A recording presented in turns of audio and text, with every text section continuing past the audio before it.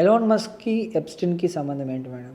మనము చిన్నప్పటి నుంచి హిస్టరీ చదువుతుంటాం, పెద్దోళ్ళంతా వీళ్ళంతా గ్రేట్ పీపుల్ అని చదువుతుంటాం. ఈ మధ్య కాలంలో ఒక పాస్ట్ డెకేడ్ నుండి ఒక 5 years నుంచి లేకపోతే ఒక రోల్ మోడల్స్ లాగా తీసుకోవడానికి ఎంతమంది ఉన్నారు? చాలా తక్కువ మంది ఉన్నారు. అందులో ఎలాన్ మస్క్ కూడా ఒకడు.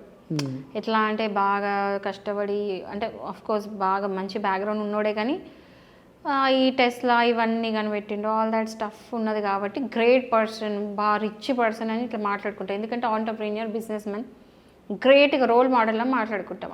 అతనే కాదు, ట్రంపే కానీ వీళ్ళందరూ కానీ, ఈవెన్ స్టీఫెన్ హాకింగ్ గురించి కూడా ఎంత మనం ఒక రోల్ మోడల్లా తీసుకుంటాం. వీళ్ళు ఎప్స్టీన్ ఫైల్స్లో ఇన్వాల్వ్డ్ అంటే మాత్రం మనకి ఎంత పెద్ద షాక్ అది. వీళ్ళనా మనం రోల్ మోడల్లా తీసుకున్నాం, వీళ్ళనా మనము చూసి నేర్చుకోవాలనుకున్నామని అనిపిస్తుంది ఈరోజు. అంటే మన ముందు కనిపించేది ఒకలాగా, లేదా వెనకాల ఇంకోలాగా ఉన్నారు అని చెప్పేసి. ఎలాన్ మస్క్ పేరు కూడా ఇందులో ఇన్వాల్వ్డ్ ఉంది అని చెప్పేసి అలిగేషన్ ఉంది.